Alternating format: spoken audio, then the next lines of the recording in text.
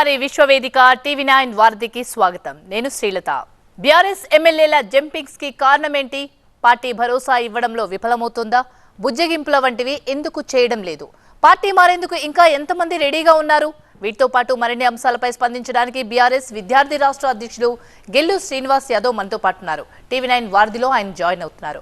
NRI call చేయాల్సిన numbers 914023490015, 914023490016, WhatsApp video call చేయాల్సిన numbers 8006036036. నమస్తే శ్రీనివాస్ గారు. ఏంటి జంపింగ్ల పర్వం కొనసాగుతుంది? ఏమవుతోంది అసలు బీఆర్ఎస్ పార్టీలో? ఇప్పుడు కాంగ్రెస్ పార్టీ వాళ్ళు ఏంటంటే ఇప్పుడు రేవంత్ రెడ్డి గారికి తన ముఖ్యమంత్రి సీటు మీద తనకే భయం ఏర్పడుతుంది. నన్ను చివరి వరకు ఉంచుతారా కాంగ్రెస్ కల్చర్ అలాంటివి కదా. 5 years చివరి వరకు ముఖ్యమంత్రి ఉండే కల్చరు గతంలో కాంగ్రెస్ పార్టీకి ఏడలేదు. ఒక అభద్రతా భావంతో ఇవాళ రేవంత్ రెడ్డి గారు పార్టీ ఫిరాయింపులకు తనే వ్యతిరేకమని ఎన్నికల ముందు అనేకమైన మీటింగ్లు మాట్లాడిన రేవంత్ రెడ్డి గారు ఇవాళ ఎన్నికలు కాగానే తనే మొదలుపెట్టిండు. ఎన్నికలైనాక వెంటనే మా చాలామంది వద్దామని చూస్తున్నారు, మేమే గేట్లు వేసినా తెరవట్లేదు, పార్టీ ఫిరాయింపులు అసలే ప్రోత్సహించాం, మా పార్టీలో కష్టపడి పనిచేసిన చాలామంది నాయకులు కార్యకర్తలు ఉన్నారు, మేము వాళ్ళని ఎంకరేజ్ చేసుకుంటాం తప్ప మేము కొత్త వాళ్ళని తీసుకొని చెప్పి మాట్లాడిన రేవంత్ రెడ్డి గారు ఇవాళ తనే చాలామందిని ఇంటికి వెళ్ళి ప్రత్యక్షంగా బతిలాడుతుండు. పోచారం శ్రీనివాస్ రెడ్డి గారి దగ్గరికి వెళ్ళిండు, వాళ్ళ మనసులో పంపిస్తుండు. ఒక్కొక్కరి దగ్గరికి వెళ్ళి తనే ఇవాళ రోజుకొకరు జైన్ చెప్పించుకున్న ప్రయత్నాన్ని తను చేస్తుండు. అయినా కూడా మా పార్టీలో పెద్ద ఊరు సహజంగా, ఎందుకంటే ఏపీలో కూడా గతంలో చంద్రబాబు గారు వైసీపీ ఎమ్మెల్యేని తీసుకున్నారు. తర్వాత జగన్మోహన్ రెడ్డి గారు సీఎం అయిన తర్వాత మళ్ళీ టీడీపీ ఎమ్మెల్యేని తీసుకున్నారు. ఆయన కూడా ఇవాళ ఏపీలో ఇవాళ చంద్రబాబు నాయుడు గారు ముఖ్యమంత్రి అయ్యారు. రేపు కూడా ఇక్కడ మా నాయకులు ఎంతమంది ఎమ్మెల్యేలను భయపెట్టి ప్రలోభపెట్టి కాంగ్రెస్ పార్టీలో జైన్ చెప్పించుకున్నప్పుడు కూడా వచ్చేసారి ఎన్నికల్లో ఖచ్చితంగా ప్రజలు మాకే అవకాశం ఇస్తారు. బీఆర్ఎస్ పార్టీలో ఉండి పదవులు అనుభవించిన దానం నాగేందర్ లాంటి వాళ్ళు కూడా ఇప్పుడు కాంగ్రెస్లో చేరిన తర్వాత అవమానాలు ఉంటాయి బీఆర్ఎస్లో, అక్కడ రెస్పెక్ట్ ఉండదు, అందుకే మారుతున్నారు అని కామెంట్ చేస్తున్నారు. మరి అప్పుడే మారచ్చు కదా. టీఆర్ఎస్ పార్టీలో చేరినాక వెంటనే ఆయనకు అవమానం జరిగితే అంత ఆత్మాభిమానం కనుక ఆయన దెబ్బతినేది ఉంటే మరి ఎందుకు బయటికి రాలేదు? 2 సార్లు ఎమ్మెల్యేగా అవకాశం టీఆర్ఎస్ బీఫామ్ మీద గెలిచిన తర్వాత ఇవాళ 2 సార్లు బీఆర్ఎస్ పార్టీ బీఫామ్ మీద గెలిచిన తర్వాత ఇవాళ ప్రభుత్వం రాలనే ఉద్దేశంతో ఇవాళ కాంగ్రెస్ పార్టీ వేయండు, ఎంపీ పదవి ఆఫర్ చేయగానే వెళ్ళిపోయాడు. పదవిలోకి ఆయన ఆశపాటు వేయండి తప్ప ఎక్కడ మా దానిలో అప్రజాస్వామికం అనేది ఎక్కడ లేదు. అందరినీ కేసీఆర్ అందరినీ కలిసిన, ప్రతి ఎమ్మెల్యేను ప్రతి ఎంపీని అందరినీ కలిసిన, ఎక్కడ అవమానం ఎక్కడే లేదు. మరి ఎందుకు ఏమవుతుంది? పార్టీలో నాయకత్వం పటిష్టంగానే ఉన్నా మరి ఇటీవలి ఫలితాల తర్వాత నేతల్లో ఎందుకంత నైరాశ్యం, ఎందుకంత నిరుత్సాహం వస్తుందంటారు? వాళ్ళ అవకాశాలు అవసరాల కోసం, వాళ్ళ బెదిరింపుల కోసం, వాళ్ళకున్న ప్రాబ్లమ్స్ ఇష్యూలో పట్టుకొని వాళ్ళ ప్రభుత్వం వాళ్ళని బ్లాక్మెయిల్ చేస్తుంటే చాలామంది పోతున్నారు. అంత మాత్రం మాకు ఏమవుతుందండి? మా టీఆర్ఎస్ పార్టీ ఎమ్మెల్యేలను జైన్ చేయించుకుని కొత్త కాదు కదా. 2004లో బీఆర్ఎస్ పార్టీ 54 స్థానాల్లో పోటీ చేసి 26 సీట్లు గెలిచిన తర్వాత ఆ రోజు కాంగ్రెస్ పార్టీకి ఉమ్మడి ఆంధ్రప్రదేశ్లో 234 స్థానాల్లో పోటీ చేసి 185 సీట్లలో కాంగ్రెస్ పార్టీ గెలిచింది. 185 ఎమ్మెల్యేలతోని ఆ రోజు రాజశేఖర రెడ్డి గారు ముఖ్యమంత్రిగా పనిచేశారు. ఆయన కూడా మా పార్టీ ఎమ్మెల్యేలు తీసుకోవాల్సిన అవసరం ఆయనకు ఎందుకున్నది అంటే కావాలని. ఎందుకంటే బీఆర్ఎస్ పార్టీని లేకుంటే టీఆర్ఎస్ పార్టీ లేకుంటే తెలంగాణ అస్తిత్వాన్ని లేకుండా చేయాలనే కుట్ర ఆ రోజు నుంచి కాంగ్రెస్ పార్టీ కొనసాగుతుంది. పార్టీ ఫిరాయింపుల చట్టాన్ని తీసుకొచ్చింది కాంగ్రెస్ పార్టీ, ఫిరాయింపుల వ్యతిరేక చట్టాన్ని తీసుకొచ్చింది రాజీవ్ గాంధీ నాయకత్వంలో కాంగ్రెస్ పార్టీ తీసుకొచ్చింది. ఇవాళ అదే చట్టాన్ని అదే కాంగ్రెస్ పార్టీ నాయకులు మొదటి నుంచి ఉల్లంఘిస్తున్నారు. 2004 నుంచి ఈ రాష్ట్రంలో ప్రత్యక్షంగా 2004 నుంచి మొదలుకుంటే ఈ రోజు వరకు కూడా అది కొనసాగుతున్నది. రైట్. కాలర్ డెట్రాయిట్ నుంచి మనోహర్ కాల్ చేశారు. నమస్తే అండి మనోహర్ గారు. నమస్తే అండి. ఒక 2 questions అండి. ఇప్పుడు బీఆర్ఎస్ పార్టీ ఖాళీ అవుతుంది అంటే దానం నాగేందర్, తలసాని శ్రీనివాస్ యాదవ్, మహేందర్ రెడ్డి ఇలాంటి నాయకులంతా వేరే పార్టీల నుంచి వచ్చినాయి, ఇక్కడ మంత్రులుగా చేసిన వాళ్ళే. కాబట్టి మీరు టీఆర్ఎస్ లో ఇది వరకు లీడర్స్ ని మీరు క్రియేట్ చేసుకోలేదు. ఎందుకంటే ఉద్యమంలో వీళ్ళు ఎవరూ లేరు. ఉద్యమంలో దానం నాగేందర్ ఎక్కడ, తలసాని శ్రీనివాస్ యాదవ్ ఎక్కడ ఉన్నాడు, మహేందర్ రెడ్డి ఎక్కడ ఉన్నాడు? ఉద్యమంలో లేని వాళ్ళకు మంత్రి పదవులు ఇస్తే వాళ్ళ అధికారం ఎక్కడ ఉంటే అక్కడే ఉంటారు. అది వీళ్ళు నేర్పిన విద్యనే నీరజాక్ష అన్నట్టుగా తయారైతారు కదా. సెకండ్ ఏంటంటే, ముఖ్యంగా నాకు ఇంపార్టెంట్ క్వశ్చన్ ఏంటంటే, కేసీఆర్ గారు ఎలక్షన్స్ ముందో తర్వాత ఆంధ్రాలో జగన్మోహన్ రెడ్డి మళ్ళీ సీఎం అవుతాడు అని చెప్పారండి ఒక ఇంటర్వ్యూలో. అంటే సొంత తెలంగాణ రాష్ట్రంలోనే కేసీఆర్ కి సరైన రిపోర్టు అంచనా లేదు, పక్క రాష్ట్రంలో జగన్మోహన్ రెడ్డి ముఖ్యమంత్రి అవుతాడు అని నాకు రిపోర్ట్స్ ఉన్నాయి అంటే అంటే అసలు వీళ్లకు ఎలాంటి కోటరీ ఉంది, వీళ్ళకు సమాచారం ఇచ్చే మనుషుల దగ్గర ఎంత క్వాలిటీ ఇన్ఫర్మేషన్ ఉంది, ఇంత తప్పుడు సమాచారం ఇచ్చే వాళ్ళను చుట్టూ పెట్టుకుంటే ఇలాంటి నాయకులకి చాలా ప్రమాదం. అంటే ఇన్ఫర్మేషన్ సరిగ్గా రాదు, అసలు గ్రౌండ్ లో ఏం జరుగుతుంది, ఎవరు సైడ్ గాలి ఉంది, ఎవరి సైడ్ ప్రభుత్వం ఏర్పాటు చేసే అవకాశం ఉంది అన్న కనీస సమాచారం మాలాంటి వాళ్ళకే తెలుస్తుంది, ఎన్ఆర్ఐలకి. మేము రెగ్యులర్ గా అక్కడ తెలంగాణలో ఆంధ్రాలో మా వాళ్ళతో మాట్లాడుతుంటే మాకు ఫీడ్బ్యాక్ వస్తూ ఉంటుంది, ఈసారి ఇటువైపు ఉంది పరిస్థితి ఉంది, ఎవరు గవర్నమెంట్ ఫామ్ చేస్తారు అని. అలాంటప్పుడు కేసీఆర్ గారికి అసలు ఇంత వరెస్ట్ కోటరీ ఉందా? అంటే ఒక సరైన సమాచారం కూడా ఆయనకు రాబట్టలేని కోటరీ ఉంటే ఇంకా పార్టీ ఏ పరిస్థితిలో ఉంటుందండి? రైట్ మనోహర్ గారు. ఇప్పుడు ఓసారి మన అంచనాలు తప్పుతుంది, అంటే తప్పదని ఏం లేదు. ఓసారి అనుకున్నది అనుకుంటే ఎక్కువ సీట్లు వస్తాయి. 2018లో మేము 88 సీట్లు వస్తే ఎక్స్పెక్ట్ చేయలే, అయినా వచ్చినాయి. ఓసారి అట్లా అవుతుంది. ఇప్పుడు చాలామంది మాకున్న నెట్వర్క్ సిటీలో ఉన్న వాళ్ళ ఫీడ్బ్యాక్ కొంత తీసుకొని ఆ రోజు వరకు కేసీఆర్ గారు మాట్లాడిన రోజు వరకు కూడా ఏపీలో కొంచెం వైసీపీకి వస్తేనే ఒక ఆలోచన చాలామందికి ఉండే. ఆ రోజు దాన్ని ఎక్స్పెక్ట్ చేసిన అంత మాత్రాన అది తప్పు కాదు కదా, దానికే కేసీఆర్ గారు ప్రభావితం చేసినట్టు కాదు కదా దాన్ని. మరి ఇప్పుడు నేతలను కాపాడుకోవడానికి అధినేత ఎలాంటి ప్రయత్నాలు చేస్తున్నారని? మేడం, మా పార్టీ ఒక ఫ్యాక్టరీ లాంటిది. పొలిటికల్ లీడర్లను తయారు చేసే ఒక కర్మాగారం ఉన్నట్టు మా పార్టీ, బీఆర్ఎస్ పార్టీ.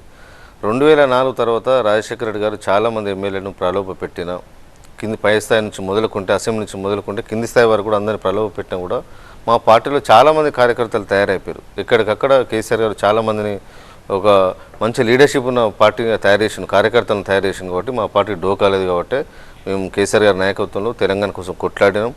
వచ్చిన తెలంగాణ ఉద్యమంలో కూడా హైయెస్ట్ కేసులు ఉద్యమకారులు ఇక్కడ ప్రతి తెలంగాణ మూవ్మెంట్లో 95% ఎక్కువ పాల్గొన్న టీఆర్ఎస్ పార్టీకి సంబంధించిన క్యాడరే పాల్గొన్నారు. ఇవాళ తెలంగాణ రాష్ట్రం వచ్చింది, పటిష్టమైన నాయకత్వం మా పార్టీకి ఉన్నది. ఒకసారి ప్రజల అంచనాలకు ఓసారి కింది మీద కావచ్చు, అంత మాత్రం మేము పూర్తిగా కనుమరుగైనట్టు కాదు. ఖచ్చితంగా మేము మళ్ళీ తిరిగి అధికారంలోకి వస్తాం. బీఆర్ఎస్ పూర్తిగా తెలంగాణలో కనుమరుగు కాబోతుంది. బీఆర్ఎస్ ఎల్పీ కాంగ్రెస్లో విలీనం కాబోతుంది. హరీష్ రావు బీజేపీలో చేరబోతున్నారు. ఇక మిగిలేది ఎవరు ఉండరు అక్కడ, కేసీఆర్ కేటీఆర్ తప్ప అని కాంగ్రెస్ నాయకుల కామెంట్స్కి మీరేం చెప్తారు? కాంగ్రెస్ పార్టీ నాయకులు మైండ్గా ఈరోజు కాదు కదా మేడం, రాజశేఖర రెడ్డి గారు ముఖ్యమంత్రి ఉన్న కన్సర్వేటివ్లు చాలాసార్లు వాళ్ళు బ్లాక్ మెయిల్స్ ఆ రకంగా మాట్లాడారు. నిన్ను అసెంబ్లీలో రాజశేఖర రెడ్డి గారు మాట్లాడారు, మీ పార్టీలో ఎవరు ఉండరు, మీరు కేసీఆర్ గారు ఉండరు, ఎవరు ఉండరు అని చెప్పి ఆ రోజు రాజశేఖర రెడ్డి గారు మాట్లాడారు. ఎవరున్నారనే కాంచాలి ఇవాళ 88 సీట్లతో 2 సార్లు అధికారాన్ని తీసుకునే కాడికి ఇవాళ మా పార్టీ ఎదిగింది. కాబట్టి మా పార్టీకి ఎవరెన్ని మాట్లాడినా, ఒక ఆత్మస్థైర్యం దెబ్బతీసే విధంగా మాట్లాడినా, నాయకుల మధ్య సమన్వయం లేదని చెప్పి బయట వాళ్ళు మాట్లాడినంత మాత్రాన మా నాయకులు ఎవరు పార్టీ విడిచి వెళ్ళిపోరు. ఎన్నోసార్లు హరీష్ రావు గారు వచ్చి కామెంట్ చేశారు. హరీష్ రావు గారు ఎప్పుడైనా బయటకు వెళ్ళారండి? అయినా ప్రభుత్వానికి వ్యతిరేకంగా మాట్లాడినా, పార్టీకి వ్యతిరేకంగా మాట్లాడినా, కేసీఆర్ గారు ఏదంటే హరీష్ రావు గారు అదంటారు. ఏంటంటే టీఆర్ఎస్ పార్టీలో స్పిట్ తీసుకురావాలనే ఒక ఆలోచనతో చాలామంది నాయకులు వేచి చూస్తున్నారు. కానీ అవకాశం ఈ పార్టీ లేదు, అందరూ సమైక్యంగా ఒకటే విధానం మీద ఉన్నారు. కాబట్టి మాకేమీ ఇబ్బంది లేదు. మీరు ఇబ్బంది లేదంటున్నారు, కానీ రోజుకొక నాయకులు వెళ్ళిపోతున్నారు, వాళ్ళు కామెంట్స్ కూడా చేస్తున్నారు. 6 చొప్పున వెళ్ళిపోతున్నారు, ఎమ్మెల్సీలు వెళ్ళిపోయారు, ఎమ్మెల్యేలు వెళ్ళిపోయారు. ఇంతమంది వేరు మేడం, 39 మంది మా పార్టీలో గెలిస్తే ఇప్పటి వరకు వాళ్ళు ప్రతిరోజు బ్లాక్మెయిల్ వేసి, బెయిరిచ్చి, బతిలాడి, వాళ్ళు రకరకాల నజరాలు ప్రకటించి వ్యక్తిగతంగా వాళ్ళకి అవసరాలు తీస్తామని చెప్పి హామీలు ఇస్తే ఇప్పటివరకు పోయిన వాళ్ళు 7 మంది వేరు. ఇంకా చాలామంది ఉన్నారు. అందరూ పోతాను గ్యారంటీ ఏమున్నది? వాళ్ళు ఆలోచన చేస్తారు. ఎందుకంటే ఉప ఎన్నికలు ఎదుర్కొనే దమ్ము వాళ్ళకు లేదు. బీఆర్ఎస్ పార్టీకి ఉప ఎన్నికలు కొత్త కాదు. కానీ ఇవాళ ఉప ఎన్నికలు పోవాలంటే ఇవాళ కాంగ్రెస్ పార్టీ నాయకులు భయపడుతున్నారు. కాబట్టి చాలామంది వీళ్ళని తీసుకునే ప్రయత్నం చేస్తున్నారు. నిజంగా మా పార్టీకి ప్రజలు ఆదరణ కనుక లేకపోతే ఇప్పుడు ఎవరైతే కాంగ్రెస్ పార్టీలో జాయిన్ అయ్యారో, ఇదే దానం నాగేందర్ గారు కానీ, కడియం శ్రీ గారు కానీ, ఎవరైనా కానీ వాళ్ళు రాజీనామా వేసి ఎన్నికలు రమ్మని చూద్దాం. డిపాజిట్లు గల్లంత అయితే వాళ్ళకు ఇవాళ ప్రజల్లో కూడా ఘోరమైన వ్యతిరేకత ఇవాళ స్టార్ట్ అయిపోయింది. ఎందుకంటే వాళ్ళే ప్రామిస్ ఇచ్చారు, వాళ్ళే మాట తప్పారు. ఎన్నికల ముందు ఎన్నో మీటింగులలో ముఖ్యమంత్రి రేవంత్ రెడ్డి గారు మాట్లాడారు. మా పార్టీలకి వెళ్ళి ఎవరైనా ఎమ్మెల్యేలు పార్టీలు మారితే రాళ్లతో కొట్టండి అని చెప్పి పిలుపునిచ్చిన రేవంత్ రెడ్డి గారు ఇవాళ ఎమ్మెల్యేలను జైన్ చెప్పించుకున్నారు. సో ఇప్పుడు పార్టీ ఫిరాయింపులని మీరు వ్యతిరేకిస్తున్నారా, సమర్థిస్తున్నారా? మేడం, మా పార్టీలో విలీనమయ్యారు. తెలుగుదేశం పార్టీ మా పార్టీలో శాసనసభ పక్షం మాదంలో విలీనమైంది. బీఎస్పీకి ఇద్దరు శాసనసభ్యులు ఆ రోజు కోనప్ప గారు ప్లస్ ఇంద్రకిరణ్ రెడ్డి, ఐక్యరెడ్డి గారు గెలిస్తే వారు మా పార్టీలో విలీనమైపోయారు. ఎవరైనా విలీనం చేసుకుని తప్ప మేమేం పార్టీ ఫిరాయింపులో పాల్పడలేదు. రాజ్యాంగబద్ధంగా మా పార్టీలు విలీనమైపోయారు. ఆ పరిస్థితి ఇవాళ కాంగ్రెస్ పార్టీకి ఉన్నదా? బీఆర్ఎస్ పార్టీ మొత్తం అలా విలీనమయ్యే పరిస్థితి కనిపిస్తుందా? ఇవాళ వాళ్ళు ప్రోత్సహిస్తున్నారు, ఒక్కొక్కరి దగ్గరికి వెళ్ళి ఇవాళ బతిలాడుతున్నారు. ఆయన కూడా మా పార్టీ చెక్కు చెదిరి మా పార్టీ చాలామంది ఎమ్మెల్యేలు కూడా ఎవరు కూడా వాళ్ళు సంధివ్వట్లేదు. ఏదో కొద్దిమంది అవకాశవాదులు వాళ్ళు వీళ్ళు వెళ్ళిపోతున్నారు తప్ప అందరూ ఇవాళ మా పార్టీలోనే ఉంటారు.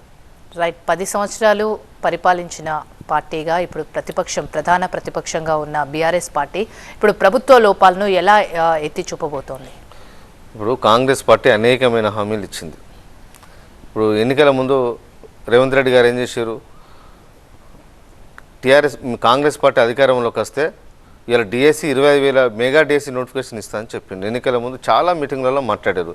ఇవాళ మేము అధికారాన్ని దూరం అయింది ఎంత మేడం? 1.8%తో ఇవాళ మేము అధికారాన్ని దూరం అయిపోయినాం. ఇవాళ చాలామంది నిరుద్యోగులు ఆ రోజు మాకు వ్యతిరేకంగా పోలరైజ్ చేయడంలో చాలామంది ప్రొఫెసర్ కోదండరామ్ గారు కానీ, రేవంత్ రెడ్డి కానీ, చాలామంది కొంతమంది ఇంటలెక్చువల్స్ వాళ్ళందరూ కూడా కాంగ్రెస్ పార్టీకి అనుకూలంగా పనిచేశారు. ఆకునూరు మురళి కానీ, ఆ రోజు ఆర్ఎస్ ప్రవీణ్ కుమార్ గారు, ఎవరైనా కూడా ఆ రోజు టీఆర్ఎస్ పార్టీ వ్యతిరేకంగా పనిచేశారు. కాబట్టి మేము 1.8%తోని ఇవాళ మేము అధికారాన్ని దూరం అయిపోయినాం. వాళ్ళు ఆ రోజు అయితే ఏదైతే హామీ ఇచ్చారో ఆ హామీల అమలు కోసం ఇవాళ చాలామంది నిరుద్యోగులు ఆర్టీసీ ఎక్స్ప్రోలో కానీ, ఇందిరా పార్కులో కానీ, మన పబ్లిక్ సర్వీస్ కమిషన్ ముట్టడి కానీ అన్నింటిలో పడి ఇవాళ చాలామంది ఇవాళ ప్రభుత్వానికి వ్యతిరేకంగా ఇవాళ నిరుద్యోగులు రోడ్ల మీదకి వచ్చి ఇవాళ కొట్లాడుతూ ఉన్నారు. అంటే వచ్చిన 7 నెలల లోపలనే ఇవాళ ప్రజలను సంతృప్తి పరచలేని స్థితిలో ఇవాళ కాంగ్రెస్ పార్టీ ప్రభుత్వం ఉన్నది. కాబట్టి ఈ ప్రభుత్వం 5 సంవత్సరాలు ప్రశాంతంగా ఉంటుందని మాత్రం మేము అనుకోవట్లేదు. ఏమవుతుంది అనుకుంటున్నారు? ప్రజలు వ్యతిరేకిస్తున్నారు, రోడ్ల మీదకి వస్తున్నారు. 6 నెలల లోపలనే నువ్వు ఇచ్చిన మాట నిలబెట్టుకోలేవా? అధికారంలోకి వచ్చిన వెంటనే డిసెంబర్ లోపల ఫస్ట్ క్యాబినెట్లోనే 25,000 డిఎస్సి పోస్టులు ప్రకటిస్తానని చెప్పిన రేవంత్ రెడ్డి గారు అంతకుముందు కేసీఆర్ గారు ఇచ్చిన 5,000 పోస్టులకు అదనంగా 6,000 పోస్టులు ఇచ్చి ఇవాళ 11,000తో ఇవాళ డిఎస్సి నోటిఫికేషన్ ఇచ్చిండు. అదే బట్టి విక్రమార్క గారు గ్రూప్ 1:100 ప్రిలిమ్స్లో క్వాలిఫికేషన్ 1:100 ఇవ్వాలి, ఇస్తే ఇబ్బంది ఏమున్నది అని చెప్పి అసెంబ్లీలో మాట్లాడిన బట్టి విక్రమార్క గారు ఇవాళ వారు ఉప ముఖ్యమంత్రిగా ఫైనాన్స్ మినిస్టర్గా ఇవాళ అధికారం చేపట్టిన తర్వాత ఇవాళ బట్టి విక్రమార్క గారు నోరు మూతపడ్డది. ఎందుకు మాట్లాడలేదండి? ఆ రోజు ప్రతిపక్షం ఉన్నప్పుడు ఏదైనా మాట్లాడచ్చు.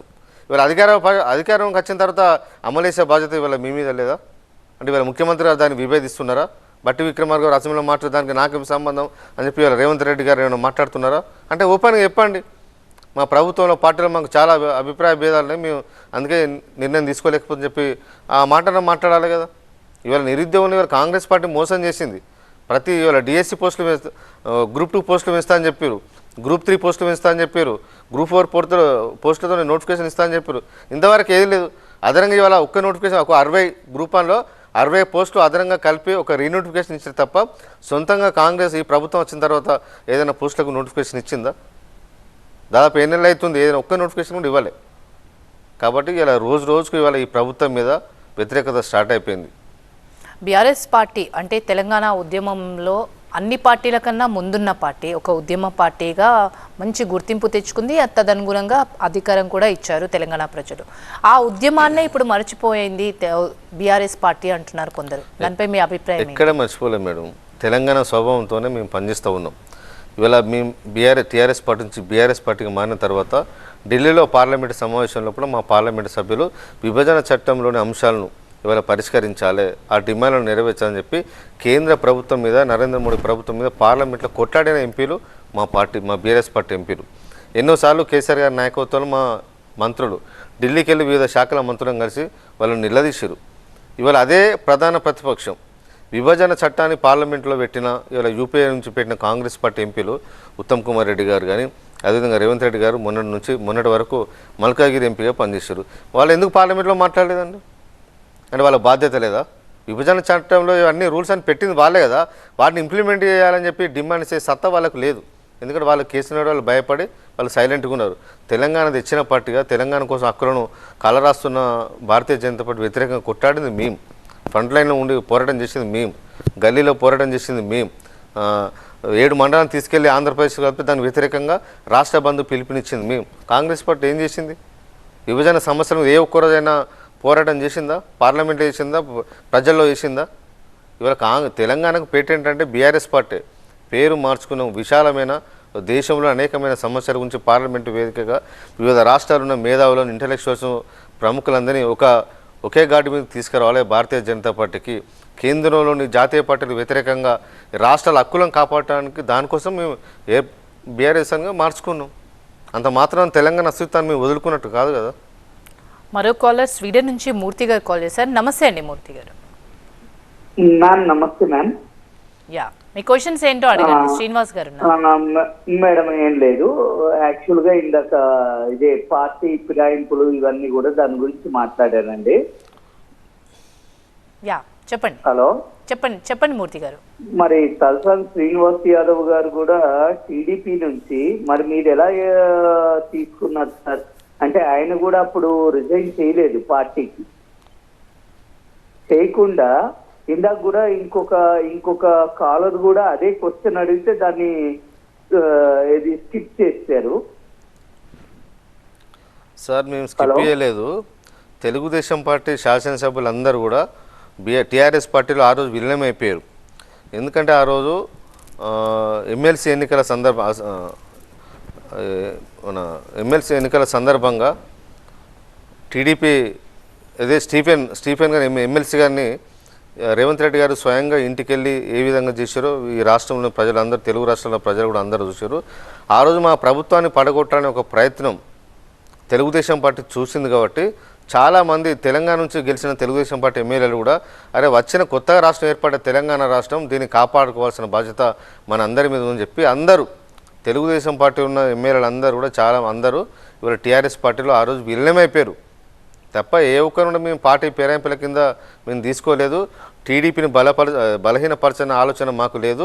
వాళ్ళే స్వయంగా చంద్రబాబు నాయుడు గారికి తెలంగాణ ప్రభుత్వం స్థిరంగా నడవడం ఇష్టం లేదు, ఈ రకంగా ప్రోత్సహిస్తుండో ప్రభుత్వాన్ని అస్థిరపరచాలనే ఆలోచన మా నాయకుడు చంద్రబాబు నాయుడు గారికి ఉందని చెప్పి ఆలోచించిన తెలుగుదేశం పార్టీ ఎమ్మెల్యేలందరూ కూడా బీఆర్ఎస్ పార్టీలో టీఆర్ఎస్ పార్టీలు విలీనమయ్యారు. ఇది వాస్తవం. ఈ ఫిరాయింపుల సంప్రదాయానికి తెరలేపిందే కేసీఆర్ అని షబ్బీర్ అలీ కౌంటర్ ఇస్తున్నారు. మేడం, షబ్బీర్ అలీ గారు ఏం మాట్లాడుతారో వారికి అర్థమవుతలేదు. నేనేం చెప్పినా 2004లో కాంగ్రెస్ పార్టీ 180 స్థానాల లోపల ఉమ్మడి ఆంధ్రప్రదేశ్లో ఫుల్ మెజార్టీ సీట్లతోని రాజశేఖర రెడ్డి గారు ముఖ్యమంత్రి ఉన్న తిరుగులేని ముఖ్యమంత్రిగా పనిచేసిన రాజశేఖర రెడ్డి గారు మా పార్టీ ఎమ్మెల్యేలను తీసుకున్నారు. అది వాస్తవం కాదా? ఈ రాష్ట్రంలో ప్రజలందరికీ తెలుసు, ఉమ్మడి రాష్ట్రంలో ఉన్న ప్రజలందరికీ తెలుసు, అన్ని రాజకీయ పార్టీల నాయకులకు తెలుసు, ఉద్యమకారులకు తెలుసు, మేధావులకు తెలుసు, జర్నలిస్టు మిత్రులకు తెలుసు. ఆ రోజు ఫిరాయింపులు పాల్పడితేనే కదా మా ఎమ్మెల్యేలు కొంతమంది ఎమ్మెల్యేలు పోయి ఆనాడు స్పీకర్ గారు సురేష్ రెడ్డి గారి ఛాంబర్ ముందు ధర్నా చేశారు. ఆ రోజు మొత్తం విలీనం కాలే, మా పార్టీ ఎమ్మెల్యేలు అందరూ వెళ్ళి విలీనం కాలే. ఒక్కొక్కరిని జగ్గారెడ్డి గారిని, శారదారాయణ గారిని, సత్యనారాయణ రెడ్డి గారిని వాళ్ళందరూ ఒక్కొక్కరిని ఫిరాయింపుల కింద వాళ్ళు తీసుకున్నారు. వాళ్ళు ఆ రోజు ఫిరాయింపులకు మొదలుపెట్టిందే కాంగ్రెస్ పార్టీ. ఆ రోజు షబ్బీర్ అలీ గారు ఎందుకు మాట్లాడలేదు? అనుంగు శిష్యుడుగా రాజశేఖర రెడ్డి గారికి ఎందుకు మాట్లాడలేదు? అసలు ఈ పార్టీ ఫిరాయింపుల గురించి మాట్లాడే నైతికత ఇవాళ కాంగ్రెస్ పార్టీకి లేదు. వాళ్ళే చట్టాన్ని తీసుకొస్తారు, రాజీవ్ గాంధీ గారి చట్టాన్ని తీసుకొస్తారు, వాళ్ళే ఇవాళ తుంగలో దొక్కుతారు. అలాంటి వ్యక్తిత్వం ఉన్న నాయకులు ఇవాళ కాంగ్రెస్ పార్టీలో ఉన్నారు. అది రాష్ట్ర ప్రజల దురదృష్టం. ఏం చేస్తాం? కేసీఆర్ని జైలుకు పంపడమే నా ప్రథమ లక్ష్యం ఇప్పుడు అని రాజగోపాల్ రెడ్డి కామెంట్స్కి మీ కౌంటర్ ఏంటి? పెద్దగా రియాక్ట్ కూడా కాలేదు బీఆర్ఎస్ వాళ్ళు. ఇప్పుడు వాళ్ళకు కేసీఆర్ గారిని చూస్తుంటే భయం అవుతుంది. ఎప్పుడు కేసీఆర్ గారు జనంలోకి వస్తారు, అధికారంలో ఉన్నాక ఎందుకు భయపడతారు? భయపడుతున్నారు కదా. అందుకే వాళ్ళ లక్ష్యం ఏంది? వాళ్ళ అధికారంలో ఉన్నప్పుడు వాళ్ళ లక్ష్యం ఏముండాలి? ఈ రాష్ట్రాన్ని ఏ విధంగా బాగు చేయాలి, అన్ని రాష్ట్రాల కంటే ధీటైన ఒక అభివృద్ధి చెందిన రాష్ట్రంగా తెలంగాణ ఎట్లా నిలబెట్టాలనే ఆలోచన ఉన్న నాయకులు, విజన్ ఉన్న నాయకులు ఉంటుంది. వాళ్ళకి విజన్, వాళ్ళ లక్ష్యం ఏంది? రేపు రాజకీయంగా కేసీఆర్ గారిని ఎదుర్కోవడం కష్టం కాబట్టి ఇలా కేసీఆర్ గారిని జైలు పంపడం ఒక ఆలోచనతో ఉన్నారు. మేము భయపడలేదు. మాకు జైలు కొత్త కాదు, బెయిల్ కొత్త కాదు. తెలంగాణ కోసం కొట్లాడిన వాళ్ళు వేసే ఈ చిల్లర చేష్టలకు మా నాయకులు ఎవరు కూడా భయపడట్లేదు. మాకు ఏం కాదు, వాళ్ళు ఏం చేయలేరు. వాళ్ళు కవితను విడుదల చేస్తే బీఆర్ఎస్-ను బీజేపీలో విలీనం చేస్తారు అనే టాక్ వినిపిస్తోంది. గత వారం రోజులుగా కేటీఆర్, హరీష్ రావు కూడా ఢిల్లీలోనే ఉన్నారు అంటున్నారు. దీంట్లో నిజం ఎంత? 100% రాంగ్. మేము ఏ పార్టీని ఎన్నో కూడా విలీనం చేయాల్సిన అవసరం మాకు లేదు. బలమైన క్యాడర్ మా పార్టీకి ఉన్నది. కాంగ్రెస్కి బీజేపీకి వ్యతిరేకంగా కొట్లాడే శక్తి మాకే ఉన్నది. ఇవాళ బీజేపీని ఎదుర్కొనే శక్తి ఇవాళ కాంగ్రెస్ పార్టీకి లేదు. వాళ్ళు అన్ని అనేకమైన ఆరోపణలు ఉంటాయి. ఆ కేసులకు భయపడి వాళ్ళే ఇవాళ సైలెంట్ అవుతున్నారు. ఇవాళ సిబిఐ కేసులు, ఈడీ కేసులు రాహుల్ గాంధీ గారి మీద ఉన్నాయి కాబట్టి వారు ఇవాళ గుజరాత్లో ఎన్నికలు జరుగుతూ కూడా అక్కడ కూడా ప్రచారం చేయలేదు. ఇక్కడ జిహెచ్ఎంసీలో ఎన్నికలను కూడా శంషాబాద్ నుంచి ఆలంగా అటే వెళ్ళిపోయింది తప్ప రాహుల్ గాంధీ గారు జిహెచ్ఎంసీలో ప్రచారం కూడా చేయలేదు. ఎందుకంటే ఇక్కడ భారతీయ జనతా పార్టీకి ఇక్కడ జిహెచ్ఎంసీలో సీట్లు రావాలని చెప్పి వాళ్ళకి అండర్స్టాండింగ్ ఉంది కాబట్టి వారు దూరంగా ఉన్నారు. ఇవాళ కేసులకు భయపడే కాంగ్రెస్ పార్టీ సోనియా గాంధీ మీద కూడా ఈడీ కేసులు ఉన్నాయి, సిబిఐ కేసులు లేవా వాళ్ళ మీద? ఇవాళ వాళ్ళు భయపడతారు. మాకు భయపడాల్సిన అవసరం మేము కొట్లాడుతున్నాం. భారతీయ జనతా పార్టీ మీద కేంద్రంలో కొట్లాడిన పార్టీ మాది. విభజన సమస్యలు కానీ ఏ సమస్యలైనా కొట్లాడింది మేము. మౌనంగా ఉన్నది కాంగ్రెస్ పార్టీ. కాబట్టి మేము ఎవరి ఏ పార్టీలో కూడా విలీనం కావాల్సిన అవసరం మాకు లేదు. మేము చివరి వరకు కూడా మేము కొట్లాడుతాం. ఇప్పుడు బీజేపీ తన ఓట్ షేర్ అనేది పెంచుకుంటుంది, మెల్లిగా ఎంపీ స్థానాలు పెంచుకుంటుంది, ఇటు అసెంబ్లీ స్థానాలు పెంచుకుంటుంది. ఎక్కడ లోపం ఉందంటారు? ప్రధాన పార్టీగా ఉన్న బీఆర్ఎస్కి ఏంటి ప్రాబ్లం? గెలవలేకపోవడానికి రీజన్ ఏంటి? ఒక్క లోక్సభ స్థానం కూడా గెలవలేకపోయింది, రీజన్ ఏంటంటారు? మేడం, ఇలా ఇండియా మొత్తంలో ఒక తెలంగాణ రాష్ట్రంలో కాకుండా ఒక బీఆర్ఎస్ పార్టీ అని కాకుండా ఇవాళ చాలా రాష్ట్రాల్లో ఇప్పుడు యూపీలో మాయావతి గారు ఏ కూటమిలో లేరు. వారు ఏ కూటమిలో లేరు కాబట్టి వారికి సీట్లు రాలేదు. ఎస్పీ అక్కడ కాంగ్రెస్కు అనుకూలమైన కుటుంబంలో ఎస్పీ ఉంది కాబట్టి అక్కడ ఇద్దరు వాళ్ళు ఓట్లు షేర్ చేసుకుని సీట్లు షేర్ చేసుకున్నారు. వాళ్ళు అక్కడ ఎస్పీ కాడ సీట్లు వచ్చినాయి. బీఎస్పీ అటు బీజేపీ ఎన్డీఏ కుటుంబం లేదు, ఇటు ఇండియా కుటుంబం లేదు కాబట్టి బీఎస్పీకి సీట్లు రాలేదు. తెలంగాణలో మేము కూడా ఇవాళ ఏ కుటుంబంలో లేము కాబట్టి ఇవాళ మాకు ఇక్కడ సీట్లు రాలేదు. అదేవిధంగా నవీన్ పట్నాయక్ గారు బిజుదల్ వాళ్ళు కూడా ఏ కుటుంబంలో లేరు కాబట్టి వారు వాళ్ళ అధికారం వాళ్ళు కోల్పోవడం జరిగింది. చాలా రాష్ట్రాల్లో ఎక్కడైతే కుటుంబంలో లేని పార్టీలో ఎవరికి కూడా వాళ్ళ సీట్లు రాలేదు. మేము ఏదైనా కుటుంబం ఖచ్చితంగా మాకు కూడా వచ్చేది. ఇండియా మొత్తంలో ప్రజలు కూడా ఉంటేనా మోడీ సమర్థించే దానిలో ప్రజలు ఉన్నారు. తర్వాత మోడీని వ్యతిరేకించే కుటుంబంకి వాళ్ళ ప్రజలు మద్దతు ఇచ్చారు. అట్లా మేము ఏ కుటుంబంలో కాబట్టి ప్రజలు మాకు ఎక్కువ ఆదరించలేకపోయారు. అది వాస్తవం. ఓకే, మీరు ఫ్యూచర్లో ఏదైనా కూటమితో జాయిన్ అయ్యే అవకాశాలు ఉన్నాయంటారా? ఇప్పుడు మాకు ఇప్పటికైతే ఎన్నికలు లేవు కదా మేడం. నెక్స్ట్ శాసనసభ ఎన్నికలే మేము లక్ష్యంగా పనిచేస్తాం. ప్రజలు ఏదైతే కాంగ్రెస్ పార్టీ ఏదైతే హామీలు ఇచ్చిందో ఆ హామీల అమలు కోసం ప్రజల తరపున పోరాటం చేయడం బీఆర్ఎస్ పార్టీ మా కర్తవ్యం. ఫస్ట్ ఇదే. అది లోక్సభ అయిపోయింది, అసెంబ్లీ అయిపోయింది, లోకల్ బాడీస్ ఎలక్షన్స్ రాబోతున్నాయి. బీజేపీ టార్గెట్ పెట్టింది లోకల్ బాడీలో కూడా క్లీన్ స్వీప్ చేయాలని. బీఆర్ఎస్ టార్గెట్ ఎలా ఉండబోతుంది? లోకల్ బాడీలో ఈసారి మేము మెజార్టీ సీట్లు మేము గెలవబోతాం. మీరు చూడండి, మేము ఖచ్చితంగా మేము గెలుస్తాం. ఎందుకంటే బలమైన క్యాడరు ఇవాళ మా పార్టీలో ఉన్నది. అదేవిధంగా గ్రామాల్లో కూడా ఇవాళ కాంగ్రెస్ పార్టీ అనేకమైన హామీలు ఇచ్చింది. అన్ని హామీలు ఇవాళ పెన్షన్లు ఇస్తా అని చెప్పారు, ఆసరా పెన్షన్లు ఇస్తా అని చెప్పారు, వికలాంగుల పెన్షన్ ఇస్తా అని చెప్పారు. ఇవాళ రైతులకు రైతు కూలీలకు ఇవాళ 12,000 రూపాయలు ఇస్తా అని చెప్పారు, అవి ఇవ్వలేదు. ధరలు ఇస్తా అని చెప్పారు, ధాన్యం ధరలు ఇస్తా అని చెప్పి ఏవి పెంచలేదు. వడ్లు కొంటా అని చెప్పారు, వాళ్ళు వడ్లు కొనలేదు. అనేకమైన విఫలమైన ఇవాళ పార్టీ ఇవాళ కాంగ్రెస్ పార్టీని కాబట్టి పార్టీ కోసం ఇవాళ కొట్లాడుతున్నాం కాబట్టి ప్రజలు మమ్మల్ని ఆదరిస్తారు. అంటే ఏ రకంగా ప్రజల అభిమానాన్ని మీరు చూడగుంటారు? ఎందుకంటే ఇప్పుడు ప్రభుత్వంలో కూడా మీరు లేరు, కేవలం ప్రతిపక్ష పాత్ర పోషిస్తున్నారు. అలాంటిది ప్రజలు ఎలా నమ్ముతారు బీఆర్ఎస్? కాంగ్రెస్ పార్టీ ప్రతిపక్షం నుండి కొట్లాడి వాళ్ళ అధికారంలోకి రాలేదా? ఎస్, వాళ్ళు 5 ఎమ్మెల్యేలు మిగిలిన లాస్ట్ చివరి వరకు. ఆయన కూడా ఇలా కాంగ్రెస్ పార్టీ వల్ల 64 సీట్లతో వాళ్ళు ఇలా అధికారంలోకి వచ్చారు కదా. రేపు మేము కూడా అంతే, ఖచ్చితంగా ప్రజా సమస్యలను ప్రజలతో వాళ్ళ తరఫున కొట్లాడతాం, అధికారుల దృష్టికి తీసుకెళ్తాం, ప్రభుత్వానికి వ్యతిరేకంగా పోరాటం చేస్తాం. ప్రజలు ఖచ్చితంగా మమ్మల్ని ఆదరిస్తారు. స్థానిక సంస్థలను బలోపేతం చేసింది స్థానిక సంస్థల ద్వారా ఇవాళ గ్రామాల్లో కూడా అన్ని ఇవాళ డెవలప్ చేసిందే ఇవాళ మేము. ఇవాళ వైకుంఠధామాలు కట్టింది భారతదేశంలో ఏ రాష్ట్రం కూడా వైకుంఠధామాలు ప్రతి బ్యూటిఫుల్గా ఏ రాష్ట్రంలో ఒక తెలంగాణ రాష్ట్రంలో మేమే కట్టించాను. ప్రతి గ్రామ పంచాయతీ కట్టించాను. అన్ని ఇవాళ ప్రతి విలేజ్కి కూడా ఒక ట్రాక్టర్ ఇచ్చినాం.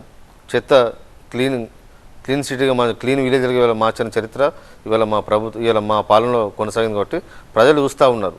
ఇవాళ కనీసం ఆ ట్రాక్టర్లకు కాంగ్రెస్ ప్రభుత్వ హయాంలో డీజిల్ పోయలేని పరిస్థితులు ఇవాళ మూలకు పడిన ఇవాళ ట్రాక్టర్లు ఇవాళ చెత్తతోని ఇవాళ అనారోగ్యంతోని ఇవాళ చాలామంది ఇబ్బంది గురయ్యే పరిస్థితి ఇవాళ కనిపిస్తూ ఉన్నది.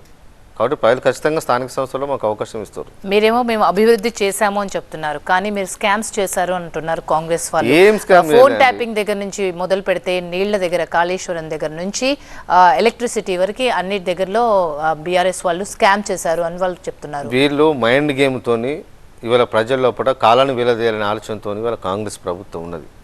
ఇంతవరకు వాళ్ళు వచ్చి వాళ్ళు 7 నెలలు అవుతుంది. ఏ ఒక్కటైనా ప్రూవ్ చేయగలిరా? కమిటీలతో కాలయాపన ఇస్తున్నారు. రాష్ట్ర శాసనసభలోనే వాళ్ళు మా నాయకులు చెప్పారు, మీరు ఏ కమిటీలైనా వేసుకోండి, మేము నిజాయితీగా ఉన్నామని చెప్పి మాట అయిన సవాల్ వేసిన పార్టీ మాది. మీ ఎవరికి భయపడాల్సిన అవసరం లేదు.